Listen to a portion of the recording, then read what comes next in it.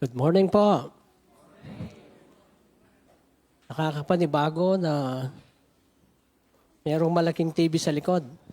No. Hindi ko alam kung ano yung naramdaman ng mga previous preachers natin. By the way, sabi ng mga kapatid na nakakwentuhan ko sa aming bakasyon, na nanood ng mga, sino bang gumawa nito? Ang membership committee, doon sa mass media, doon sa ating, ano bang tawag niya doon? Yung mga preachings before ay pwede nang mabalikan para kung may mga questions kayo doon sa tinuturo ko, mahirap to, no? Pwede nyo akong kumprontahin at may... Pero hindi yun ang sinabi sa akin. Wala silang problema sa doktrina natin. Ang problema nila, sabi nila, bakit doon sa video mo, ang puti-puti mo? Parang kailangan yung bawasan yung ilaw kasi hindi sila naniniwalang ako yon. Na-miss ko po kayo. And I hope na-miss nyo din ako. Na-miss nyo kami ng aking pamilya. At magandang pagkakataon para makapag-unwind, makapag-muni-muni. Kasabay ng mga nagbakasyon din sa Australia. No? At may mga ibang kapatid pa na matagal nating hindi nakasama. Dr. Beth is also with us today.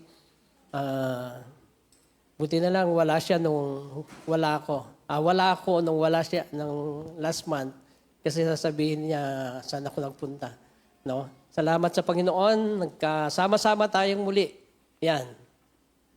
Bagamat kagaya ng inaasahan natin, may mga kapatid na nakakaranas ng mga pagsubok sa buhay and pagbalik ko, yun ang kinukwento nila. Mga kapatid na dumaranas ng mga krisis, mga bagay na hindi umaayon sa ating inaasahan.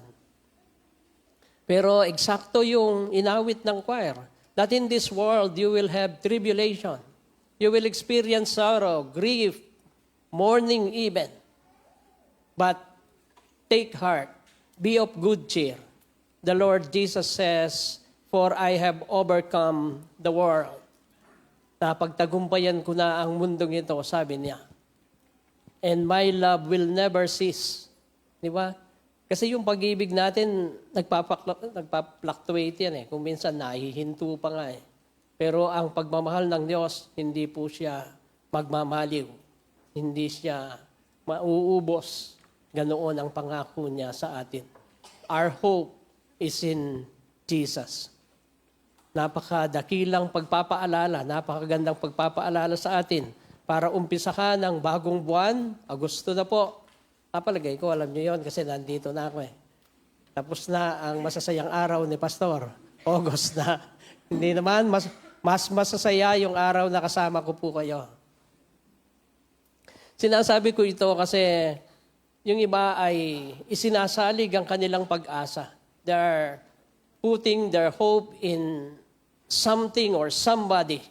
Yung kanilang pag-asa ay nakasalig sa isang bagay o sa isang tao, kung kaya naman hindi nila halos malampasan yung problema kapag dumarating sila sa mga bagay at pagkakataon na parang nawawalan na sila ng pag-asa. In this world, planet Earth, we will suffer tribulation. Kaya nga sabi nung, if I'm not mistaken, no, I'm not. In 2011, ay nadiskubre yung isang planeta na halos 3 beses kasing laki ng mundo. And you know what? Itong planeta na ito, which di ko alam kung pinalitan na yung pangalan ngayon, tentatively ang tawag dito ay Kepler 22b. Yung Kepler 22 ito, na isang planeta na nasumpungan sa outside ng ating galaxy, ay pwede daw siyang tirhan ng tao. Ang kanyang temperature ay 22 degrees. O, di ba, yun ang hinahanap natin na laging naka-aircon? Pwede siyang tirhan. Ang hinahanap lang nila ngayon ay kung meron siyang tubig At siguro makikipag-unahan na ng pagsukat ng lupa doon, no? Pero malaki siya. Can you imagine that? About 2.5%. 2.5, 2.5 times ng laki ng ating mundo. It is said to be a habitable place. At sa bagay, hindi na bago ito. Nung mga mas naunang panahon pa, yung kapitbahay natin, yung kapit planeta natin, yung Mars, hindi ba sabi nila ay pwede ring tumira doon? No, mas malaki ito. Now, whether there is real science to this idea or just a pure myth, kung minsan kasi parang ano lang ito, mga alamat, mga kwentong bayan, one thing I know, the scripture states in Psalm 115 verse 16, ang sabi ng awit, 115 talatang 16, si Yahweh ang may-ari ng buong sangkalangitan, samantalang ang mundo sa tao niya ibinigay. Hindi ako naniniwala, at wag na kayong mangarap na makapunta ng Mars o ng Kepler 22. Hindi ako naniniwala na doon mabubuhay ang tao. Ang sabi ng Biblia, ito yung mundo kung saan ibinigay niya sa atin. Ito ang nilalang ng Diyos na kung saan tayo mabubuhay bilang mga tao. And that is something wrong to imagine that man will have such control of space. Hindi natin aabutin yung ganoon. That He will make other planets His habitation. Gusto kong sabihin sa inyo, mga mananampalataya, na ang ating magiging tahanan ay ang mundo, ang bagong mundo, that is, at ang bagong langit. The hope of the believer, however, is not another planet. It is rather heaven on earth, the new heaven and the new earth. Yan ang inaharap ng mga banal kay Kristo, langit at bagong mundo. At ito ay mangyayari sa araw ng pagkabuhay na maguli. Sa panahon na kukuhanin na tayo ng Panginoon, doon tayo maninirahan. Kaya nga, bilang kaugnay sa ating pagdiriwang ng banal na kapag, gusto kong balikan natin ang itinuturo ng banal na kasulatan sa bahaging ito ng unang sulat ni Pablo sa mga taga-Korinto, ang ating text, Corinthians 15. Ang isang buong, kung napansin po ninyo, ang buong chapter, that's why scholars call it the resurrection chapter. Inubos ni Pablo yung isang buong kabanata at napakadami, 58 verses in all. Kailangan niyang ipaliwanag ang mga bagay at detalye patungkol sa muling pagkabuhay ng ating Panginoong Hesus. Ang issue kasi nung panahon na yon sa Korinto, merong mga member sa mga church na kinu-question yung validity ng resurrection. Sinasabi nila, hindi akmayan sa ating paniniwala. Sila kasi ay na-impluensyahang una ng mga pilosopong Griego, mga Greek philosophers, na kanilang sinasabi na ang lahat ng espiritu ay mabuti at lahat ng bagay ay masama. That every spirit, all spirit is good, but all matter is evil, intrinsically evil. So kung iniisip nila, ang paniniwalang ganon ay nagsasabi na ang tao, hindi po yung nakikita mo, ang tao ay yung kanyang kaluluwa na nakulong sa masamang katawan, sa laman. Kaya nga nakita niyo po yung iba na sinasaktan nila yung kanilang sarili, pamamaraan nito upang mapalaya daw. Para maibsan ang bigat ng tao sa loob, pinaparusahan nila yung kanilang sarili, sinasaktan. Ito'y kaugnay ng paniniwalang ito, na ang espiritu ang kaluluwa'y mabuti, samantalang ang laman ay masama. Kaya nga, kung sa araw ng muling pagkabuhay ay mabubuhay yung kaluluwa, yung katawan dapat hindi na bubuhayin muli. Kasi anything that is matter is evil. So I get it back. it is a good riddance, as they say. Buti nga, wala na yung katawan. And so they thought that at the death of believers, they cannot hope for resurrection anymore. Ang mga Kristiyano doon sa Korinto, hindi sila naniniwala na merong muling pagkabuhay. And Paul would have none of that idea. Hindi yun sinang-ayunan ni Pablo. Kaya nga makikita natin, kung babasahin niyo pa yung mga naunang talata bago yung ating teksto, sinasabi niya na kamangmangan ang ganyang turo dahil darating ang araw tayong lahat ay muling bubuhayin. Ang nasisirang toldang ito'y papalitan ng hindi nasisira. Ang katawang ito'y kailangang bumalik sa alabok pero babaguhin muli ng Panginoon. Paul saw this. So in this, that what is at stake was no less than the gospel. The reason why hindi tinanggap ni Pablo yung ganung turo na hindi magkakaroon ng muling pagkabuhay, ang sinasabi niya ay hindi lang ito dahil trip lang niya. Hindi dahil sa napasubo na siya at pinangatawanan na niya yung turo. Hindi po. Ang tingin dito ni Pablo, ang nakataya dito ay ang Ebanghelyo mismo.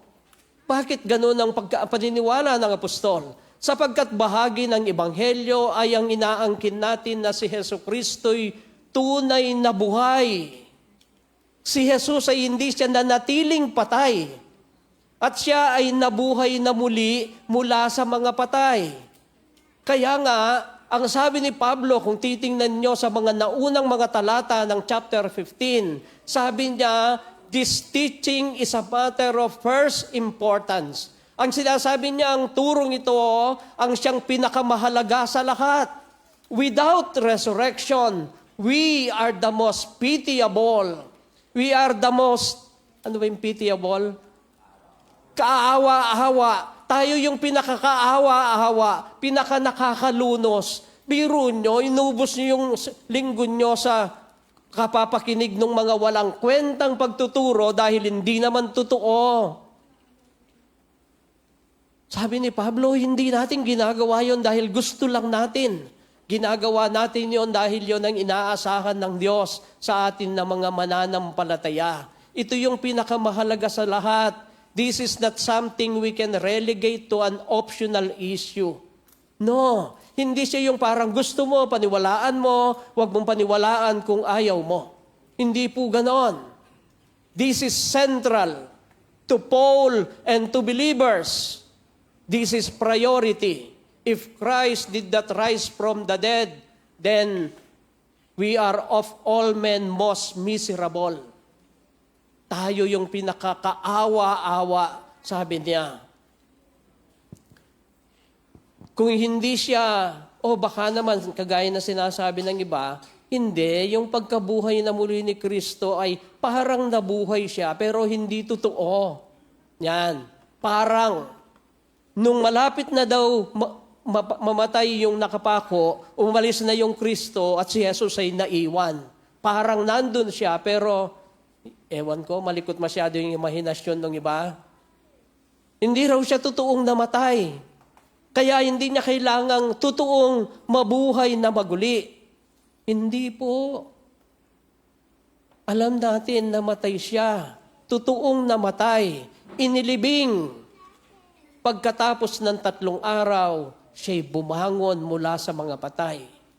Sa kasaysayan, sa ating larangan ng pananampalataya, totoo na namatay siya. At totoong nabuhay siya. Anong ibig sabihin nun? Anong magiging bunga noon sa akin? Kagaya ng sinabi ng Panginoon kay Maria.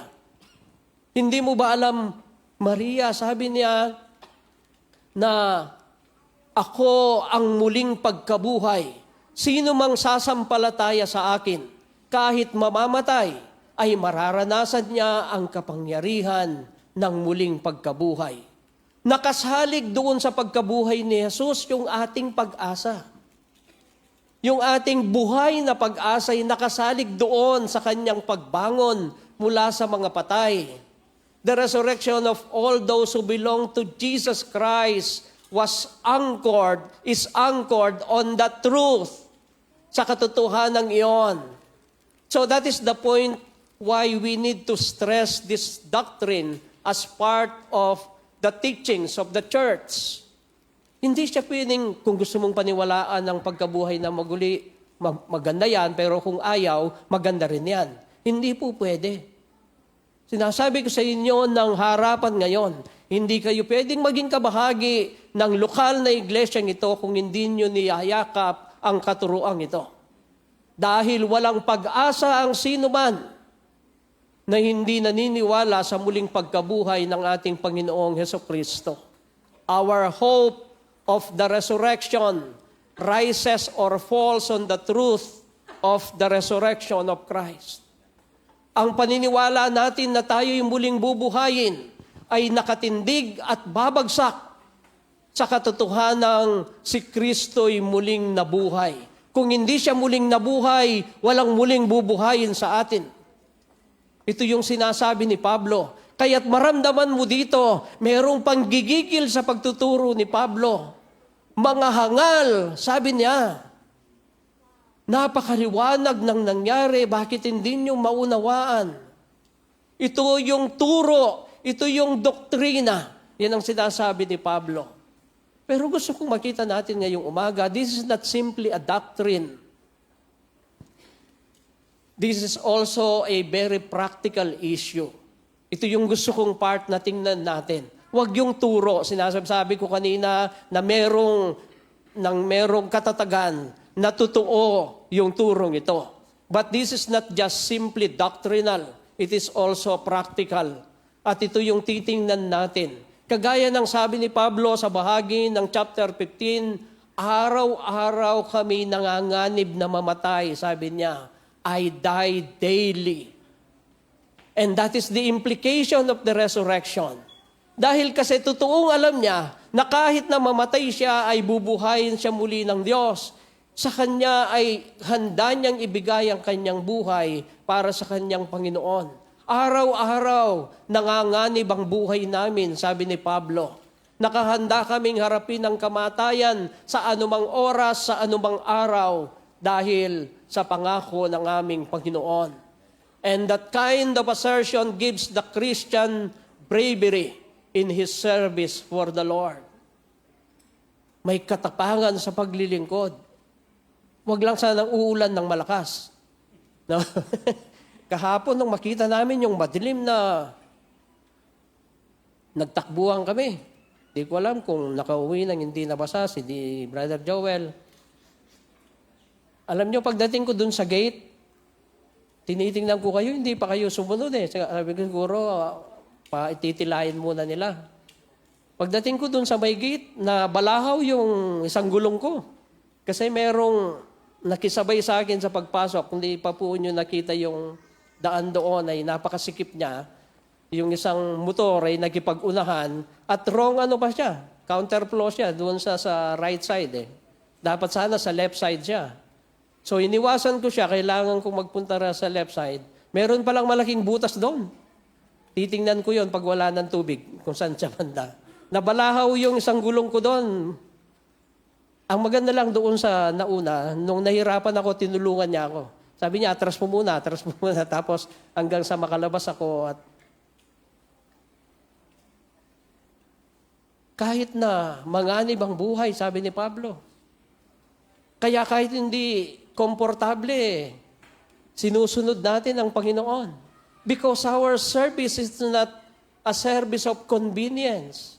It is a service of sacrifice. Ito yung sinasabi niya. In terms of glorification, sa panahon na malulwalhati ang mga mananampalataya, the corrupt will become incorruptible. The mortal will become immortal. Nakita niyo yung pangako ng banal na kasulatan sa atin? Yan ang pag-asa ng mga mananampalataya.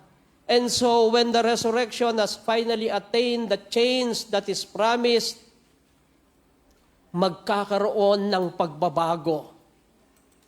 Sa panahon na ito na na mararanasan natin yung pagluwalhati, yung glorification. All the saints will be glorified and there will be no more corruption.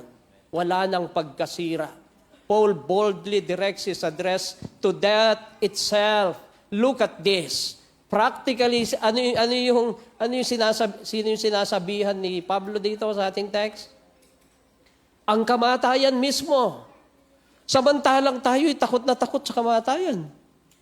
Amen. Pagka may scoop ka salo, mabiyasa kang manalangin, eh. Kapag kahit hindi ka marunong gumawa ng sulat, magpapaalam ka na. Nakakatakot ang kamatayan. But look at this. Paul in here is directly challenging death. Oh, no, let me correct that. He is even taunting death. Hindi lang niya hinahamon, tinutuyapan niya ang kamatayan. But to describe what it will be when finally the resurrection has happened, look at the word he used. Ang sabi niya, that to describe the final blessedness of those who belong to Christ, the word he used is victory. Para ilarawan yung pinakarurok ng tagumpay at pagpapalang matatanggap ng mga mananampalataya, ang terminong ginamit niya ay victory, pananagumpay. And I want all of us to be reminded of this word this morning. Mapaalalahanan tayo.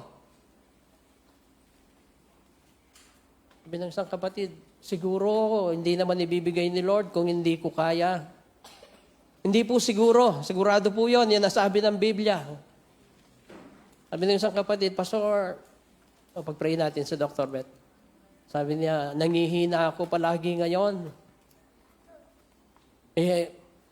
Di ko alam kung at the age of 86, kung ganyan pa kayo kalakas.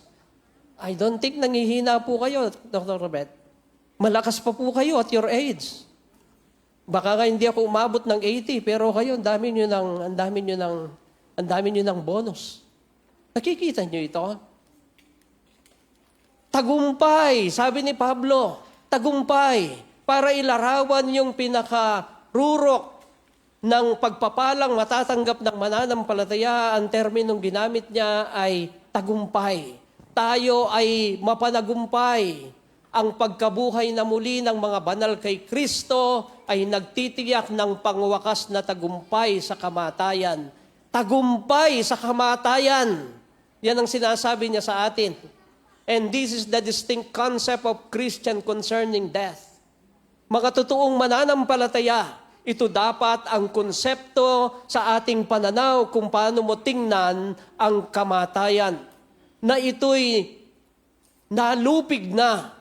That this enable us to see our hope in terms of victory over death. Nalupig na ng tagumpay ang kamatayan. Amen. Ibig mo sabihin, Pastor, hindi ka natatakot sa kamatayan? O hayaan niyong ipaliwanag ko po muna bago ko sabihin kung natatakot ako o hindi. Dalawang bagay ang gusto kong hanguin mula sa ating teksto ngayong umaga. Una, ang sinasabi po ng Diyos sa atin ngayon, ang pagkakadugtong ng kasalanan at ng kamatayan. Tama yung ating title, ang kasalanan at ang kamatayan. Anong unang sinasabi ko? Ito'y magkadugtong, connected ito. And this is distinctly Christian concept. Yung iba kasi, pagka tinanong, halimbawa may namatay, anong kinamatay? Nakalimutan niyang huminga. Akaliwa ng mengis lawa, ikatamong pilosopo tamo, ikatamong kapampangan. Sinasabi natin ganito, ganyan, yes.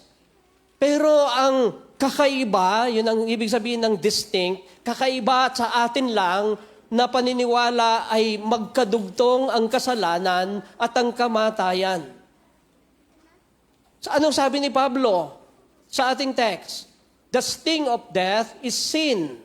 Sa Tagalog, ang tibo ng kamatayan Huwag na yung tibo kasi wala mo ituya pagdating yung tibo eh. Ang kamandag ng kamatayan ay ang kasalanan. Ibig sabihin kaya dumating ang kamatayan dahil sa kasalanan. Nakita niyo po? Connected siya. Hindi siya pwedeng paghiwalayin. At ang kapangyarihan ng kasalanan ay ang kautusan. Kaya nalaman mong may kasalanan ka kasi may kautusan. Kung walang kautusan, wala pong illegal. Kaya nagiging illegal yung ibang mga bagay na ginagawa dahil yan ay paglabag sa mga batas na ginawa ng tao. Pero dito, hindi batas na ginawa ng tao ang pinag-uusapan. Ang batas ng Diyos. Pag nilabag mo yon, nagkasala ka. Pag nagkasala ka, papasok ang kamatayan. Kaya nga ang ginamit na paglalarawan ni Pablo ay ang alakdan. Tama ba yon yung scorpion? Yung alakdan, meron siyang, di ko alam kung nangangagat siya o yung buntot niya, pero meron siyang pantusok kasi. May tusok na kayo pong alakdan? At sana wag, nakakatakot siya. Ne? Yung kanyang pantusok, yung kanyang kabandag ay, hindi pa naman ako, pero sa mga napanood ko ay it is dreadfully painful. Masakit na masakit, mamamaga siya agad. At sa mga ibang species, ibig sabihin, hindi rin pare-parehas yung mga alakdan na yan, mayroong mga species na nakakamatay. At saan dito yung kamandag ng kamatayan? Sinasabi, tinuturo dito sa atin ni Pablo, na ang kamatayan ay ito yung penalty, ito yung kabayaran ng kasalanan. At hindi lang siya basta kabayaran. Ito ay kabayarang mula sa Diyos. It is a divine penalty for sin. Hindi ba? For the wages of sin is death. Sabi ni Pablo sa Roma. Alam nating lahat ito. That's why it makes it a spiritual issue. Usaping pang-spiritual ito. Hindi lamang biological. Oo, tama. Bagamat magkaiba yung ating pananaw sa kamatayan kumpara sa mga hindi mananampalataya, wala tayong laban doon. Dalawang aspeto kasi ito. Ang kamatayan ay spiritual at the same time biological din. Halimbawa, kapag ka namatay ang tao, hindi po ang pastor ang magsasabi kung kailan siya namatay. Yung time of death. Sino yung magsasabi? Doktor po yun. No, inoorasan nila kung kailan nag-start yung pagkatapos ng buhay niya dito sa lupa. Tapos ilalagay niya doon sa death certificate, pipirmahan niya ng doktor. At sasabihin din niya yung dahilan o rason ng pagkamatay. And there is a place for that. We also believe that. Huwag niyo sabihin, hindi kayo kumukuha ng death certificate ng mga mahal natin sa buhay na nauna na. Pinaniniwalaan natin yon.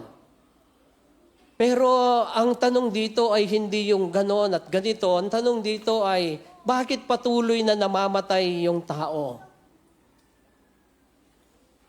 It is not just anatomical, you see. Hindi lamang dahil sa, kaya patuloy na namamatay kasi buhay sila. Hindi po ganoon. There is a divine explanation in this and it goes back to Eden. Babalik tayo doon sa paraiso, sa halamanan ng Eden, na kung saan yung unang tao na nilagay niya doon ay siyang binigyan ng responsibilidad na maging kinatawan ng sangkatauhan. Alam natin yon, si Adam yon. Kaya nga, yung kanyang lahat ng ginawa ay nakaladkad ang lahat ng tao pagkatapos niya. Kasi naman, napakasimple lang ng utos Sa gitna ng maraming pagpapala, sa gitna ng pagkakaroon ng lahat ng pangangailangan ni Adam, ang utos lang ay huwag kakainin yung bunga ng puno doon sa gitna. But in the midst of so many blessings, he was put under probation by a simple test, and with that test is the threat that once he eat of that tree, that he will surely die. Nakita niyo po kung kailan naumpisa ang kamatayan? Yung utos na kapag kinain mo yung bunga, mamamatay ka. Dito po nagpasimula yun. At ang sabi ng apostol, dahil sa isang tao, siguro tinatanong niyo bago ako magpunta doon, Pastor, ano bang kinain niya? Nag-collapse na agad at namatay? Hindi po. Ang totoo'y nabuhay pa siya ng 900 years, more than 900 years bago siya namatay. Pero anong sinasabi natin? Namatay ba siya spiritually? Yes. Na-enroll na po siya. Hindi lang spiritually, physically din. So, biological and spiritual. Namatay na siya spiritually, nahiwalay siya sa Diyos. Yun ang sinasabi natin. Biologically, na-enroll na siya. Ibig sabihin, it is just a matter of time. Sa bagay, hindi naman lahat ng nag-enroll natatapos, no? Yung iba, nag-enroll tapos nag-drop lang eh. Pero itong pag-enroll na ito sa kamatayan, wala pong magda-drop dito. Lahat darating sa punto na aabutan sila ng kamatayan. When Adam ate of the tree, he became a dead man walking. Patay na naglalakad. Hindi ba yan tawag doon sa mga nasa death row? Buhay pa sila. Pero pag dumaan siya, tumatayo yung mga kasama niya at sinasabi nila, here comes the man, or the dead man walking. Mga patay na naglalakad. Dahil sigurado na mamamatay sila. At dahil sa kasalanan ng isang tao, sabi ng Romans chapter 5 verse 12, ang kasalanan ay pumasok sa sanlibutan sa pamagitan ng isang tao at ang kamatayan ay pumasok sa pamagitan ng kasalanan. Dahil dito, pakinggan niyo po ito, lumaganap ang kamatayan, kanino daw? Sa lahat ng tao, sapagkat ang lahat ay nangagkasala nga. Ang tibo ng kamatayan ay ang kasalanan.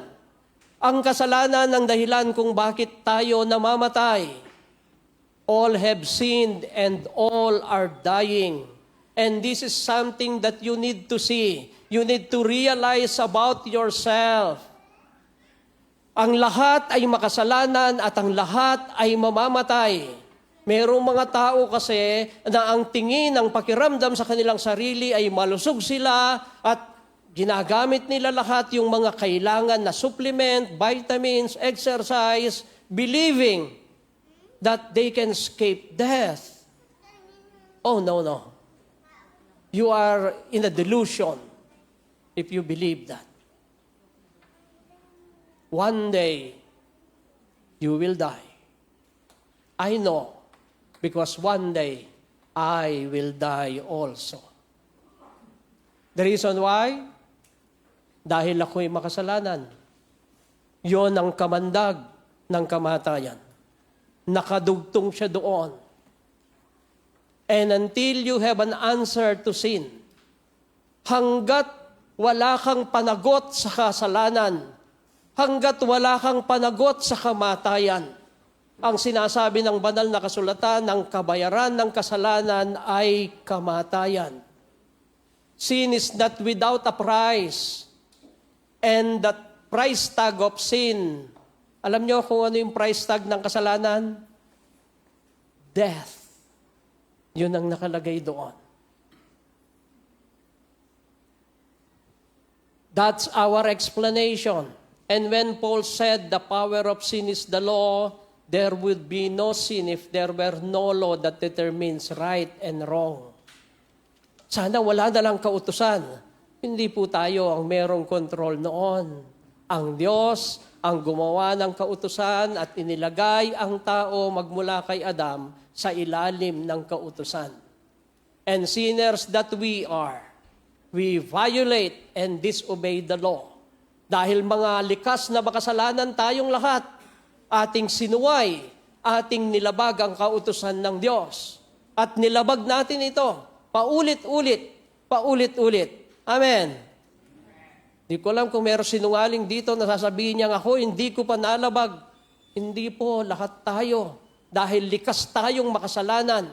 At ipinapaliwanag dito ni Pablo na ito ang dahilan kung bakit tayo ay namamatay.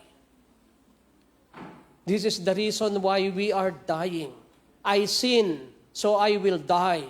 You sin, so you will die. This is the Christian explanation for death. Next time na may magtanong sa atin, bakit siya namatay? Anong sagot natin? Dahil siya'y makasalanan. Not biology, of course, but your spiritual condition. We are all sinners. I must say that you and I are all in death row. Tayong lahat, nakatakda na. And there is no negotiation. Sana pwede yun, no? Sa ibang bansa, di ba? Kapag may nahuling Kristiyano na nagba-Bible study, tapos dadakpin, Pastor, yung ganito yung ginawa sa kanya, buti pinalaya pa siya. Tapos, sasabihin ng gobyerno natin, may papadalang negotiator, magkikiusap, sana paluin na lang, wag nang patayin. Si Flor Contemplacion, sino pa yung mga alam natin na mga sikat dito na hindi pa not necessarily nag-share ng Bible, yung iba kung anong ginagawa. Pero tama yung ginawa nila kasi sumunod sila ayon sa kanilang kautusan, ayon sa kanilang batas. I'm not saying generally para sa ating lahat ay tama yon. Kasi kung minsan naman kaya lang siya nakapatay, may mga case na ganito ay dahil inaabuso siya ng kanyang amo. Pero ang parusa kapag ka nakapatay ka sa kanila ay kamatayan din. And so, as far as the implementation is concerned, they're just following their laws. On a practical level, makikita natin dahil karugtong siya ng kasalanan, dapat nating itangi ang kamatayan na masama. Dahil sa kasalanan, pumasok ang kamatayan. Hindi ba dapat tingnan natin siya? Dapat nating itangi na ang kamatayan ay masama. Isang kasamaan para sa sangkatauhan. Nakakalungkot ngayon, some Christians wrongly romanticize death for believers. Pinapalambot nila yung kamatayan. Kasi naman ang kanilang pag-akala, o at least yun ang kanilang presumption, na kapag ka ang Kristiyano ay namatay, presuming na Kristiyano siya, pupunta siya sa langit. The idea is to welcome death in a sense of treating it as your door to heaven. Kaya nga may narinig akong preacher, sabi niya, merong pastor na namatay, kaibigan niya, tapos siya yung nag-officiate sa funeral service. Ang sabi niya sa kanya, nakakainggit ka, sabi niya ganon. Nakakainggit ka, pastor, kasi ikaw ay nasa langit na.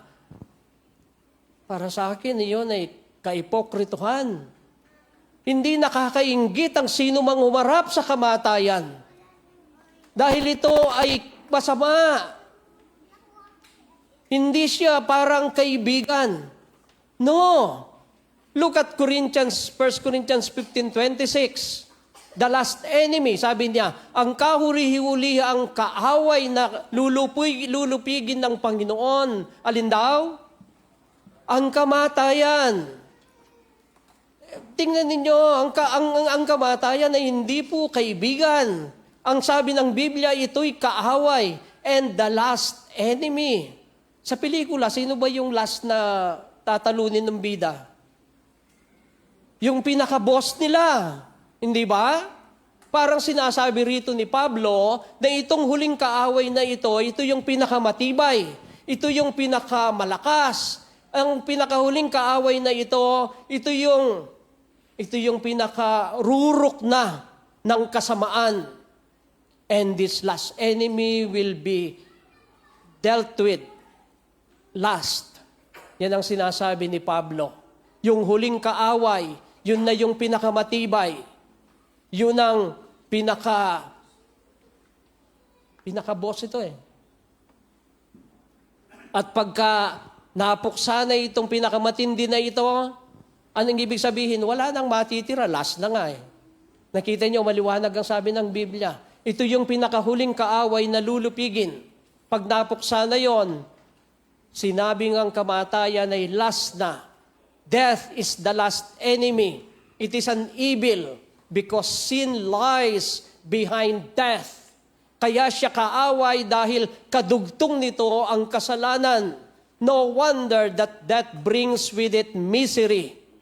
Kaya nga pag may namatay, Hindi ba grabe ang kalungkutan, ang pagluluksa, ang maraming bagay na masasakit at oo, nagdadala siya ng mas marami pang kasalanan.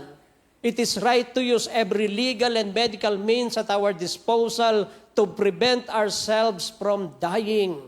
Kaya wala akong laban dun sa mga nag-exercise. In fact, kailangan nyo yan. Huwag nating gamitin na taga-solid tayo, kaya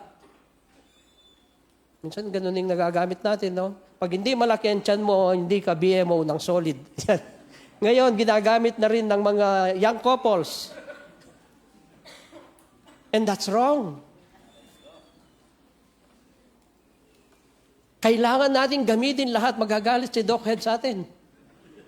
Kailangan natin gamitin lahat yung alam natin at kung anong meron tayo para maiwasan ang kamatayan.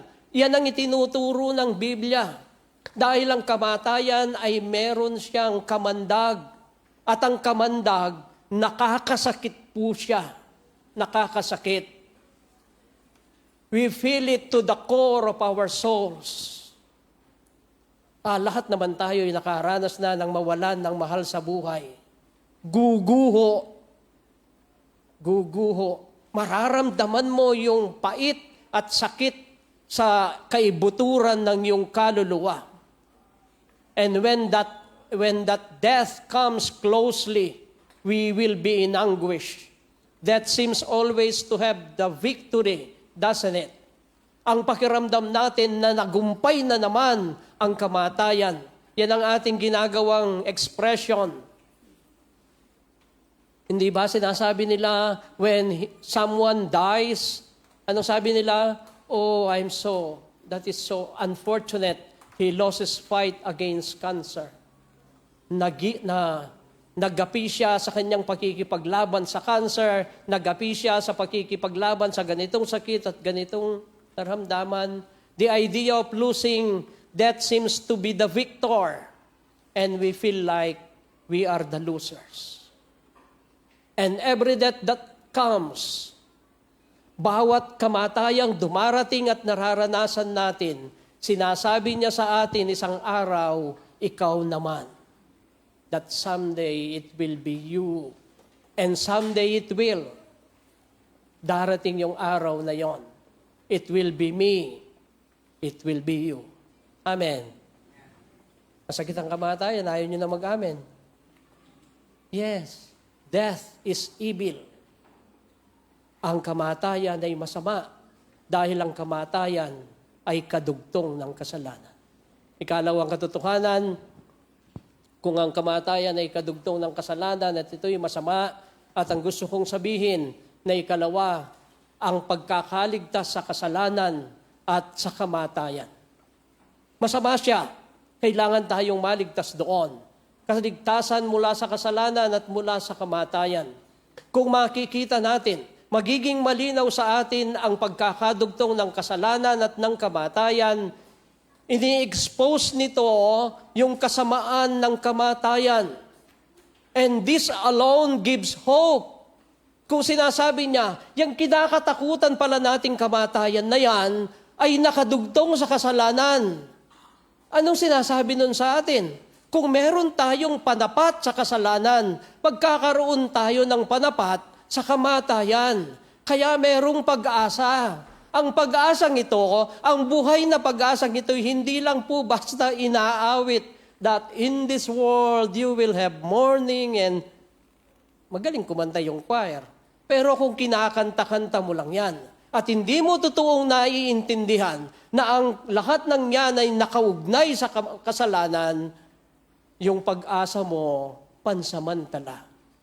Pero itong pag-asang nakaangkla sa ating Panginoong Jesucristo, yun ang sinasabi ng awit, siya yung magbibigay ng tunay at buhay na pag-asa sa atin.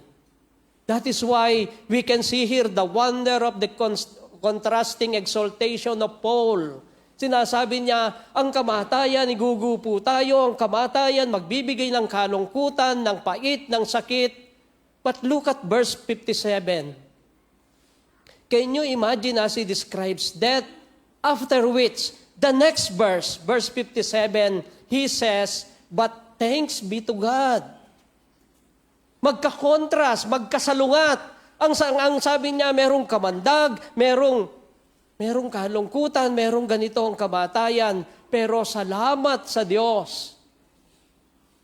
Huwag po nating basahin lang ang Biblia ng ganun-ganun lang. Damhin natin ang sinasabi ni Pablo. Nakakatakot ang kamatayan, ganito yung nilalarawan niya, pero sa verse 57, salamat sa Diyos. Ibig mong sabihin sa harap ng kamatayan, pwede kang magpasalamat sa Diyos? Kung kakausapin natin si Pablo, sasabihin natin sa kanya, Pablo, hindi ba't in-announce mo lang na ang kamatayan ay kaaway, na ang kamatayan ay masama? Bakit ngayon sa harap ng kamatayan ay pwede kang magpasalamat? How can you have any thanksgiving, Paul? Well, a simple answer. Anong sabi ng verse 57? Thanks be to God through the Lord Jesus Christ. There lies the answer. Ang sagot, salamat sa Diyos dahil sa ating Panginoong, sa magitan ng ating Panginoong Hesukristo. Ang ating Panginoong Hesukristo na nagumpay sa kasalanan. Dahil napagtagumpayan na ng Panginoon ang kasalanan at napagtagumpayan na niya, nagapi na ang kamatayan sa magitan ng kanyang kamatayan at muling pagkabuhay. And this is our answer to death. And in fact, the only answer to death. Ito ang panagot natin sa kamatayan. Gusto kong linawin, ito lang ang tanging panagot sa kamatayan. Alam niyo po kung bakit? Dahil ito lang ang tanging panagot sa kasalanan. Kadugtong niya kasi yun eh. Kailangang puksain yung pinakaugat para mamatay. Something to answer the power of sin, which is the law. Sino ba yung nakasunod sa kautusan? Si Jesus lang. Siya lang ang nakasunod. Kung sa atin lang, kinalulungkot ko sabihin sa iyo ito, kaibigan, wala ka at wala akong pwedeng gawin para mabaligtad ang sentensya na ibinabana laban sa atin. At ang sentensya ng Diyos, ang paghuhukom ng Diyos ay matapat at tuwid, makatwiran. It is the law that tells you no matter what good you do, you are and I am a criminal in heaven's court with a sentence, guilty. Kahit anong ginagawa mo ngayon, kahit anong iniisip mong okay ka, no. Malinaw ang sabi ng Biblia. Lahat ay nangagkasala nga at walang nakaabot sa pamantayan ng Diyos. Dahil doon, ang kabayaran ng kasalanan ay sentensyang kamatayan na ang Diyos mismo ang nagtakda. For as long as you keep the illusion that somehow you are good enough for God, you do not actually realize the misery of your condition and the horror of your future. Hindi mo nauunawaan kung anong kalagayan mo, kung sa palagay mo'y okay ka at matuwid ka sa Diyos. The law has pronounced us guilty as charged. It has given the sentence death to the sinner and hell in eternity. Hopeless. Yan ang sabi ni Pablo with an exclamation point. Man is hopeless. But then, he rewrote that. He said, hopeless with a question mark. Ang sabi niyang una, na lumalakad ka sa kawalang pag-asa. Tapos sinabi niya ulit, wala ba talagang pag-asa? And that is where we listen to the wondrous cries of the baby on the manger in Bethlehem. Walang pag-asa ang tao. Buti na lang na isilang doon sa sabsaban yung baby na naging bata, naging kabataan, lumakad ng may pagpapasakop sa kanyang mga magulang hanggang sa dumating ang, ano sabi ng Biblia? Nung mahinog ang panahon. Yan ang sabi ng Biblia. Sinunod niya ang gusto ng Ama. Siya na kailanman ay hindi nagkasala. Siya na walang kasalanan o bakas man lamang ng kasalanan. Kaya lang ang tinatanong ng iba, why is this sinless one dragging his cross outside Jerusalem unto Calvary? Bakit siya ipinako doon sa krus? Bakit itong... No, it could not be the death of someone who is like you and like me. Hindi ito pwedeng maging kamatayan ng isang makasalanan. No, it is not the death of a sinner. This is the death of a Savior, a substitute. Ito yung kamatayan ng tagapagligtas, ang kahalili ng makasalanan. It could not be the death of someone who is like you and me. Hindi pwedeng ikaw. Hindi pwedeng kagaya mo. It was the death of a substitute, the one who alone answered the sentence of the law against us. The sinless one was dying for sinners to answer the just law of God. Wala kasing makakatugon noon. Walang karapat-dapat. Hindi ba nung bago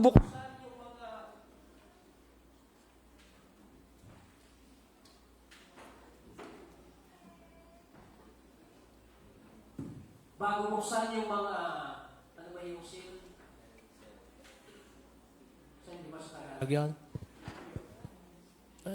Sa Revelation, yung sinasabi ko, sino ba yung magbe-break ng seal? Ang sinabi ng banal na kasulatan ay yung karapat-dapat lang, yung walang kasalanan. Kaya nga nung marinig ito ni Apostol Juan ay tumangis siya. Ang sabi niya, kung ganon, wala nang pag-asa ang tao. Huwag kang tumangis, sabi ng isang matanda. Dahil narito ang karapat-dapat. Ang tanging karapat-dapat mula sa angkan ni Huda, ang anak ni David. Now, there is your answer to sin. Siya lamang ang pwedeng panapat sa kasalanan. There is salvation from sin only in Christ. Merong panapat, merong kaligtasan mula sa kasalanan at yun ay sa magitan ng ating Panginoong Yesukristo. Merong panagot sa kamatayan at yun ay ang kamatayan ng ating Panginoong Yesukristo. Ngayon, ang kamatayan, hindi lang mga Kristiyano ang nagro-romanticize nito, pati sa Facebook, maging yung mga hindi man naniniwala sa Diyos. Ako kasi, marites din ako eh. Kapag nakita ko yung mga kandila or yung nagpalit ng profile picture, tapos naging kalapati, mga ganyan yung mga ano. Tapos sasabihin niya, no more pain. You can rest now in peace. Yun ang sinasabi nila kung naririnig man o nababasa nung mahal na buhay na namayapa. Ito ay sentimental lang. Sentimentalidad na gustong maranasan nung nagsulat. Anong sabi niya? No more pain. You can rest now in peace. Palinaw ang sinasabi ng Biblia, mga minamahal. Kung wala kang panapat sa kasalanan, kung wala kang Kristo sa iyong puso, hindi ito ang katapusan. This is not the end of your misery. Yung sinasabi mong no more pain, that is not true. Because death without Christ will be the start of your eternal damnation in hell. Huwag mong isusulat yon sa mga mahal sa buhay. Bagay, kung gusto mong isulat, di ka naman makukulong. Pero alam mong hindi totoo yun. Ang walang panapat na Kristo sa kasalanan at kamatayan, ang kamatayang daranasin niya ay pagpapasimula pa lamang ng lahat ng hirap at pagkakalugmok doon sa kaparusahan sa impyerno. And so I beg you, beloved, nagmamanhik ako sa inyo na makinig at isaalang-alang ang mensaheng ito. I am begging you to listen and consider this message. Believe in Christ. Maniwala tayo, sumampalataya tayo kay Kristo. Sumampalataya tayo sa Kanya ngayon. There is no other Savior, no other answer to sin. Malinaw ang turo ng Biblia. Walang ibang panagot sa kasalanan na magiging panagot sa kamatayan. For as long as you imagine that you can be good enough to answer your sin, you are living in a delusion. Ano ba yung delusion sa Tagalog? Delusion. Pero alam ko, naintindihan natin yon. Nabubuhay ka sa kabalintunaan, sa mali. Alam mong mali, pero pinipilit mo, ginigiit mo sa iyong kaisipan, okay naman ako kay Lord. Alam mo na hindi ka okay. Malibang wala kang panagot sa kasalanan, hindi tayo magkakaroon ng kapayapaan. There will be no resting of peace. No. Alam natin yon. Pero tayo na may panagot sa kasalanan, kagaya ni Pablo, we can boldly confront death as ultimately harmless to the believer in Christ. O yung nakakatakot na kamatayan, harmless na siya. Ultimately harmless. Although, yung iba natatakot pa rin. Pero harmless na siya. Nakita niyo yung mga asong malalaki, tapos pala, ang babait nila, hindi man pala nangangagat. Sabihin ng may-ari, wag po kayong matakot, harmless po yan. Pero aso pa din yun eh. Magkita mo yung pangil niya, laki-laki, paano yung... Ang kamatayan, wala nang ganon. Well, I still maintain my first point, that death is evil. But because of Christ, it will become ultimately harmless. Wala na siyang pangil. Kaya si Pablo parang hawak niya dito yung alakdan eh. Na paglalarawan niya sa kamatayan. Sabi niya, ano ngayon? Nasa nang yung tibo? Nasa nang yung kamandag? Kasi yung dating nakakatakot, napagtagumpayan na. We usually think of death as swallowing us. Ang tingin natin sa kamatayan ay nilalamon tayo, hindi ba? Pero sa aklat pa sa Lumang Tipan, kay Propeta Isaias, ang sabi niya, it is death that is being swallowed up in victory. Sabi ni Isaiah, chapter 2, verse 8, na ang kamatayan ang siyang lumamon. Ang kamatayan ay nilamon na ng tagumpay. At ang tagumpay ni Kristo ang kanyang inihuhula. Maging si Propeta Hoseas, Hosea chapter 13, verse 14, dito kinuha, sinitas ito ni Pablo. Sabi niya, kamatayan, nasaan ang iyong tagumpay? O kamatayan, nasaan ang iyong kabandag? Kaya nga, makikita natin yung dating nakakatakot. Ewan ko lang. Pero ako yung ahas, matalote ko eh. Kaya talan siguro. Kaya niyong hawakan yung nililingkis kanyang ganyan. Yung iba, pinupulupot pa dito. Tapos, hindi ko kaya yon. Pinikilabutan ako. Kahit alam kong harmless siya. May mga ahas na harmless daw. Si Pastor Chris, kilala naman natin, di ba? Paborito niyang sa league niya yon. Tapos magpapapicture siya. Para siya yung panahon ni Suma. Pero matanda na si Suma para sa marami sa atin. Si Pablo, hawak-hawak niya yung alakdan na dating nakamamatay. Ang sabi niya, kamatayan, nasaan ang iyong tagumpay? Nasaan ngayon ang iyong kamandag? Harmless. But it is still scary. Nakakatakot pa din siya kasi nasa mind mo na yun eh. Pero ang totoo, hindi kanya kayang saktan because it is ultimately harmless. As I've said, it is not to undo the evil of death. Hindi ibig sabihin nito na napagtagumpayan na ni Kristo, hindi na tayo mamamatay. Hindi po ganoon ang sabi ng Biblia. It will still harm us as human beings. But for the Christian, when we have seen it in the light of the guaranteed resurrection, kung titingnan mo ang kamatayan sa tiyak at sigurado na ipinangako ng Diyos na muling pagkabuhay, you will look at it as ultimately harmless, utterly vanquished. Tuluyan ng napuksa, lubos-lubos na nagapi. Yan ang mga terminong ginamit dito. Hindi na siya pwedeng ano sabi ng mga nakipaglaban tapos babalik? Hindi na siya makaka-rest back. Wala na. It will never rearm. It will never recover or regroup.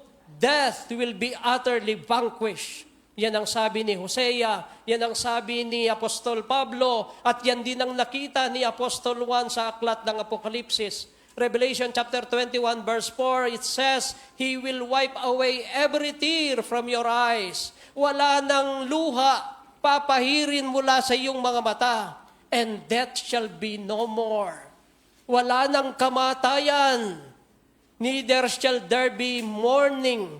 Wala nang pagtangis, wala nang pait, wala nang sakit, for the former things have passed away. Lahat ng mga bagay na yan, lumipas na yan. No more injuries, no more ache, no more diseases, no more cancer, no more high blood pressure, or diabetes, or arthritis, kung ano man yung mga is-is na yan. Wala na lahat yan, sabi ng banal na kasulatan. All of this gone in the final state of the saints. And this ultimate harmlessness of death dictated the courage of Christian martyrs in the times of persecution. Hindi lamang sa sakit na bunga ng kalusugan, maging ang kamatayan sa kanilang paninindigan sa pananampalataya, handang harapin ng mukhaan. Ito yung nagbigay sa kanila ng katapangan dahil sa paniniwalang si Kristo'y muling nabuhay. Meron akong panagot sa kasalanan, meron akong pantapat sa kamatayan. And we are fortunate and blessed because we do not live through those times. I mean, wala na pong pinagsusunog sa atin ngayon, wala na pong pinagpapapatay dahil sa ating paniniwala. Pero gusto kong hamunin ang bawat tunay na mananampalataya na ito'y maging katapangan at kalakasan din natin kung papaanong kahit sa hirap ng paglilingkod, na kahit na parang nakakahiya kung titingnan sa standard ng mundo yung ating ginagawa. O kaya'y sinasabi ng mga kaibigan natin na pagsasayang ng oras, pagsasayang ng panahon at ng pera yung ginagawa mo. Alam natin, hindi totoo yun. May katapangan tayong gagawin ng maraming bagay dahil alam natin ito ang dahilan kung bakit tinawag tayo ng Panginoon. Christ has won for us the victory. Ang tagumpay ay nagawa na ng Panginoon para sa atin. We are not in the losing cause. Hindi ko alam, pero ang iba sa inyo, hindi po sila mukhang conqueror eh. Yan ang sabi ng Biblia, we are conquerors. Oh, no.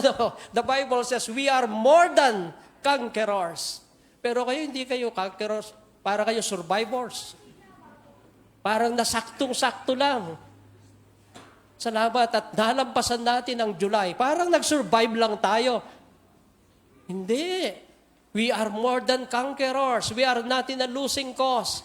Even if thousands are still dying for the Christian faith. You know, doon sa mga bansa na maselan at mahirap pa yung pagbabahagi ng salita ng Diyos, we are so blessed. In our country, we are free to express our faith, free to worship and serve the Lord. Kaya lang matamad mo.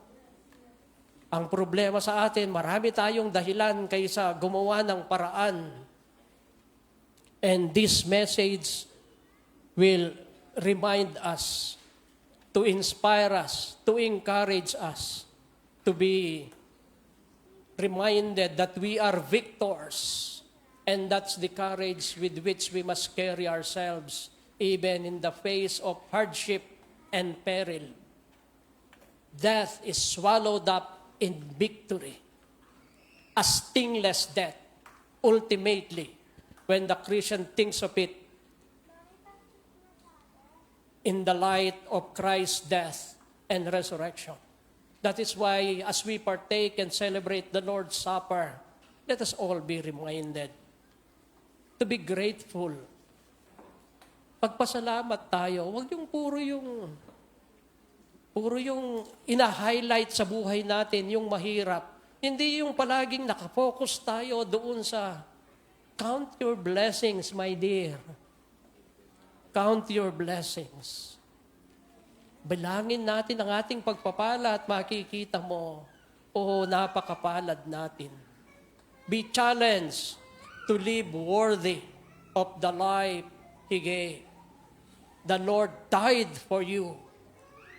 The question is, why are you living like that? Why are you walking outside of His will?